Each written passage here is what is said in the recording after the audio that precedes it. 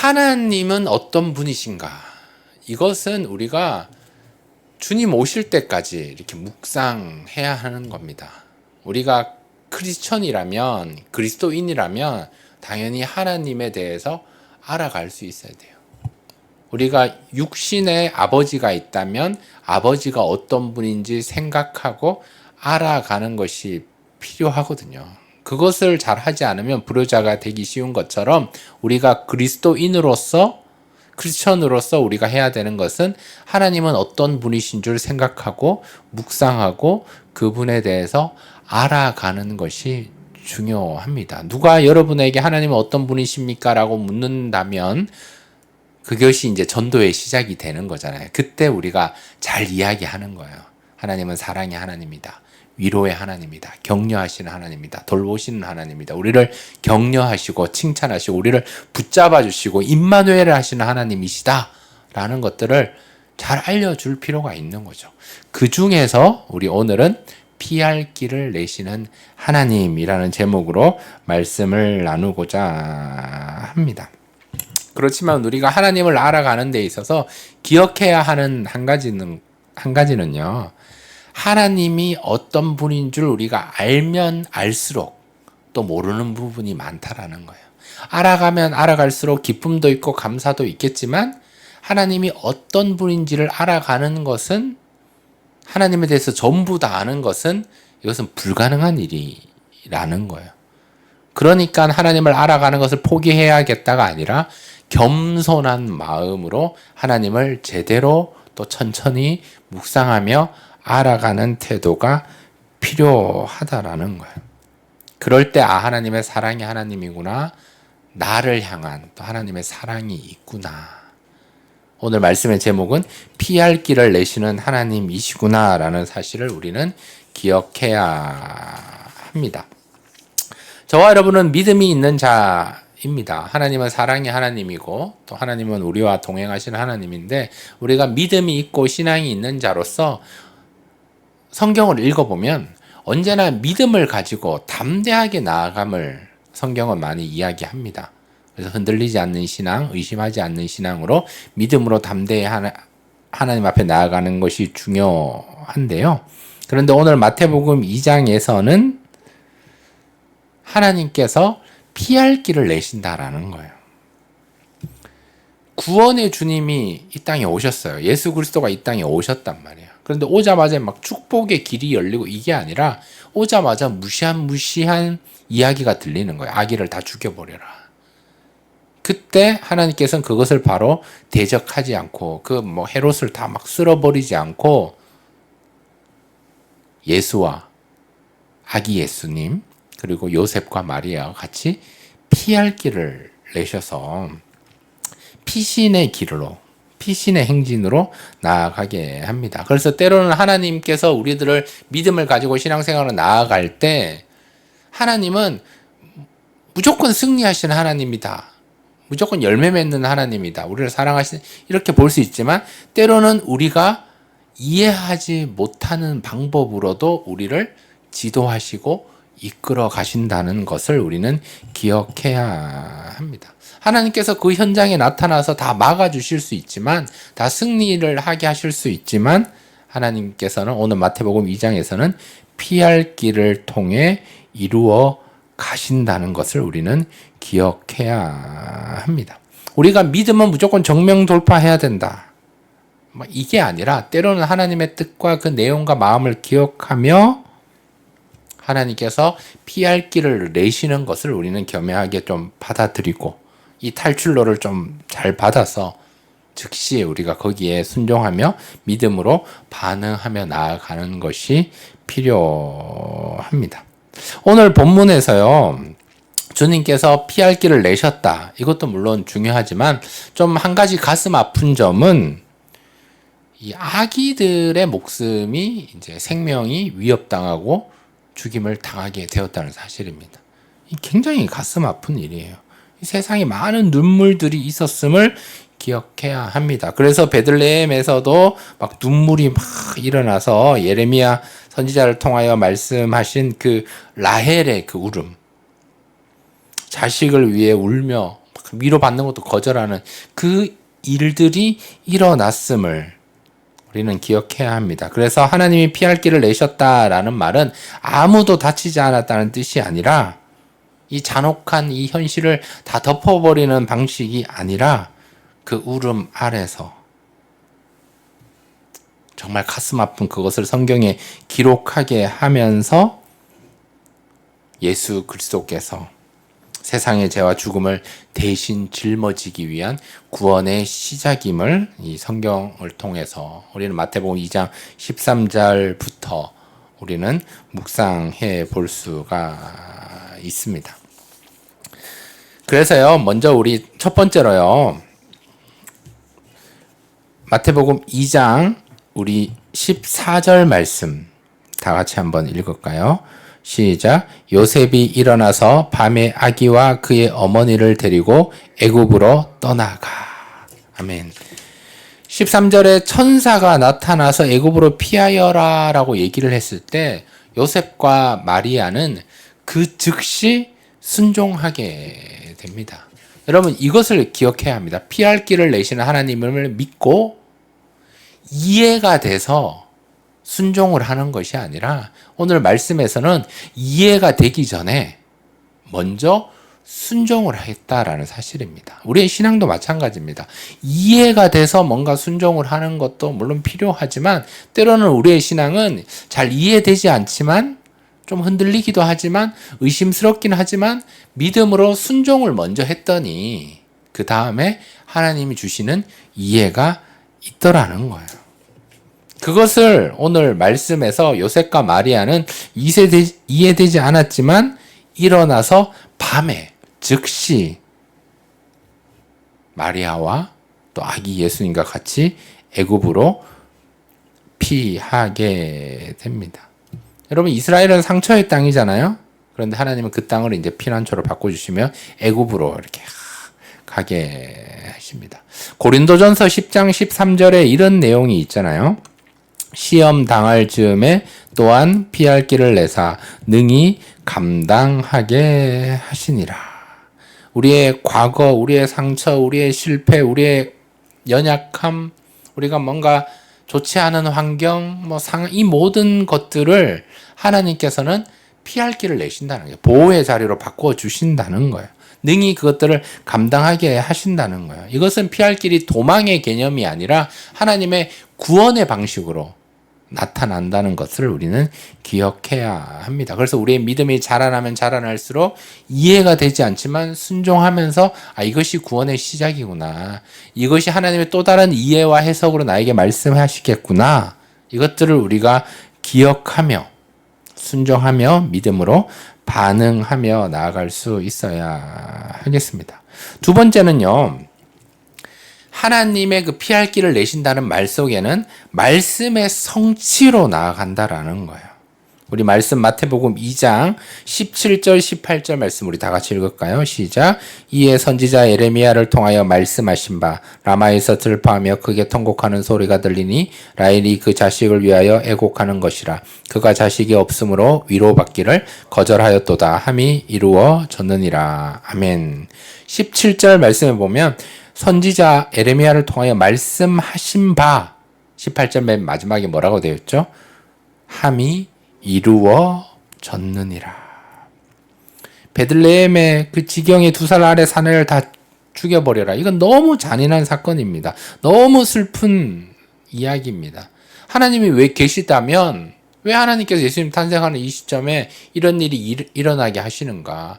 왜 하나님은 이것을 가만 안 두고 이렇게 우리가 오해할 수 있지만 이 내용을 성경은 증언하고 있다. 악이 하나님의 계획을 멈추게 하지 못한다.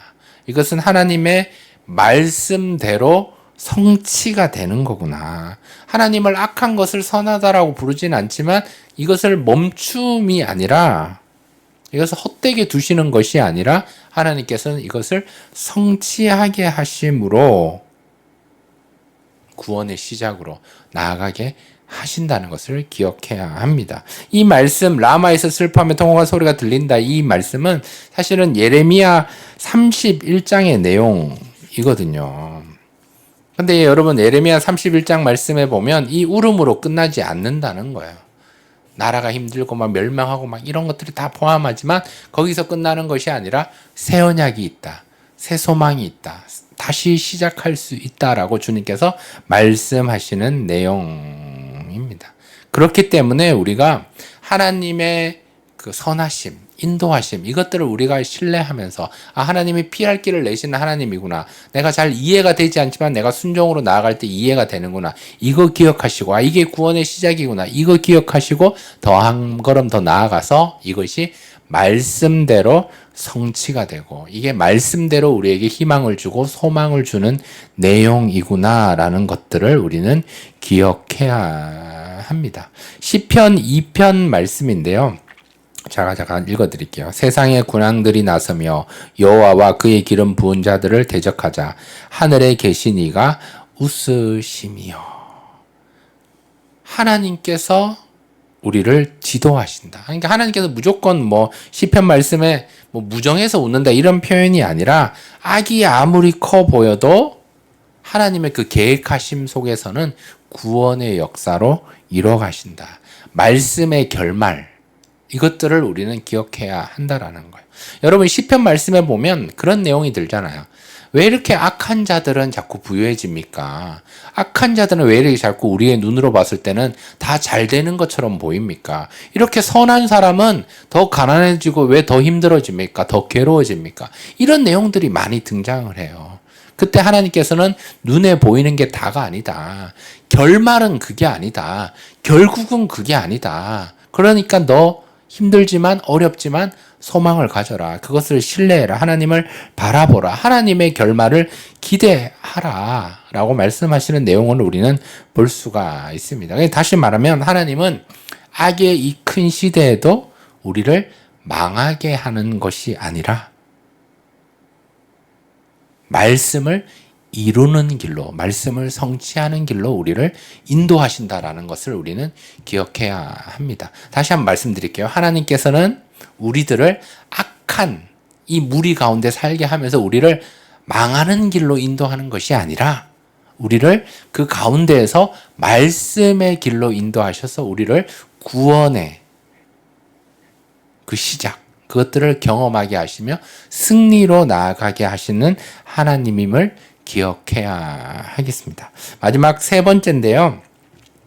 하나님은요, 우리에게 피할 길을 내실 때 더 편한 길로 인도하는 것이 아니라 더 안전한 것으로 인도하는 것이 아니라 어떤 의미에서는 더 낮은 곳으로 인도하신다는 거예요.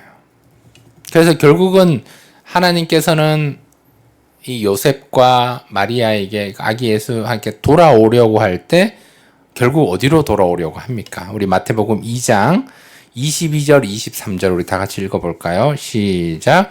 그러나 아켈라오가 그의 아버지 헤롯을 이어 유대 임금이 됨을 듣고 거기로 가기를 무서워하더니 꿈에 지시하심을 받아 갈릴리 지방으로 떠나가 나사렛이란 동네에 가서 사니 이는 선지자로 하신 말씀에 나사렛 사람이라 칭하리라 하심을 이루려 함이더라. 아멘.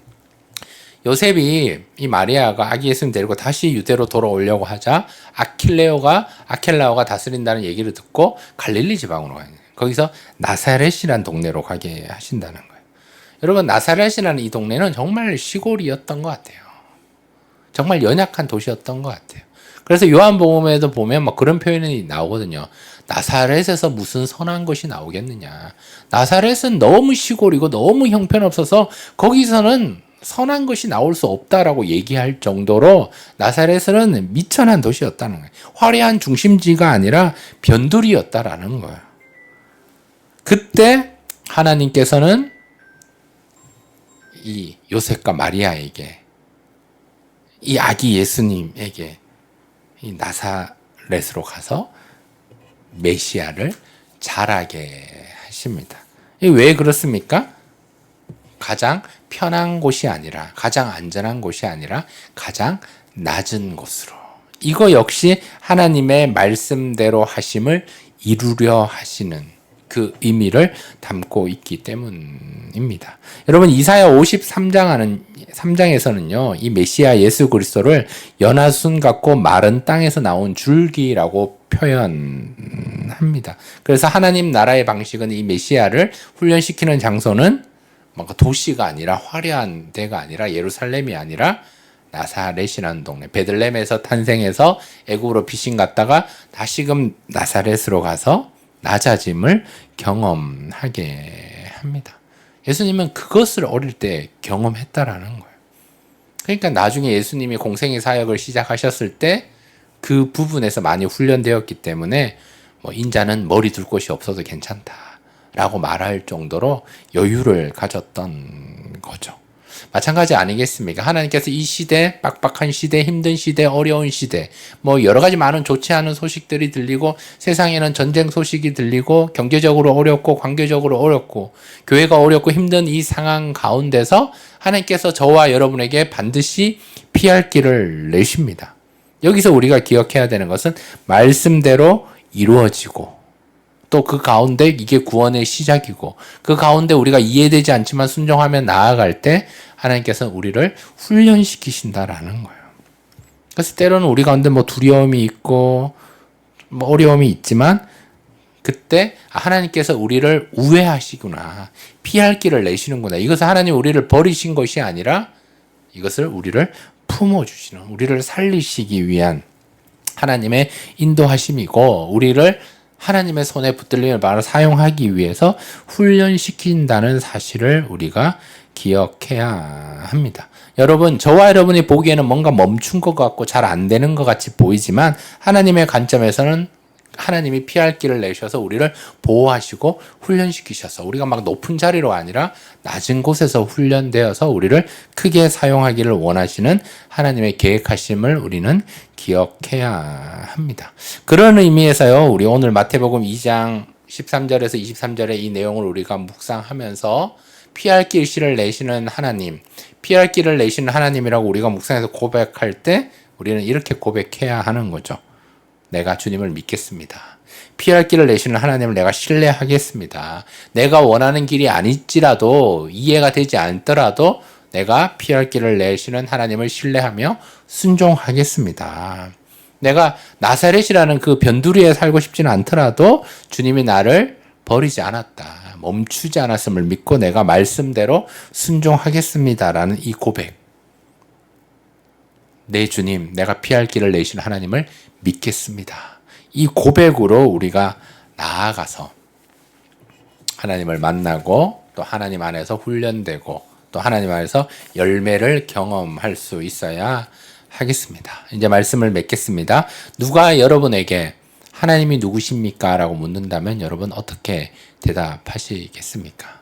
육신의 아버지는 눈에 보이는데도 우리가 잘 모르는데, 잘 알지 못할 때가 있는데, 우리 하나님은 보이지 않는데 우리가 어떻게 알아갈 수 있겠습니까? 우리는 말씀을 통해 하나님을 알아갈 수 있습니다. 하나님을 향한, 하나님께서 우리들을 향한 그 마음을 기억하며 우리의 피할 길을 내시는 하나님이시구나, 말씀대로 성취하시는 하나님이시구나, 우리를 낮은 자리로 훈련시키는 하나님이시구나 라는 사실을 우리가 기억하며 우리 눈에 바람도 보이지 않고 이 공기도 보이지 않지만 우리가 느낄 수 있는 것처럼 우리가 하나님을 느끼며 하나님을 알아감에 기쁨되며 겸손의 모습으로 하나님을 알아가면서 또 하나님과의 관계가 짙어지고 깊어지는 은혜가 있기를 주님의 이름으로 축복합니다. 아멘.